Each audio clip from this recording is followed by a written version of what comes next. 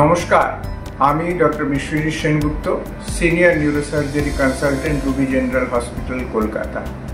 আমরা সবাই স্পাইন নিয়ে খুব সচেতন এখনো হয়ে উঠিনি। স্পাইন একটা অত্যন্ত গুরুত্বপূর্ণ জিনিস আমাদের, যেখানে আমরা নিজেদের দৈনিক জীবনযাপনের জন্য স্পাইনের কেয়ার করি না, এবং আমরা প্রায় দেখি নানা রকম লোক ঘাড়ে ব্যথা, কোমরে ব্যথা, পিঠে ব্যথা, এবং আর্লি এজ থেকেই তারা করে, এবং তারা ইনিশিয়ালি জিনিসটাকে ওষুধপত্র দিয়ে চেপে রাখে, এবং আমরা যখন পাই সেটা একটু খুব অ্যাডভান্স স্টেজে বা মিডিয়াম স্টেজে।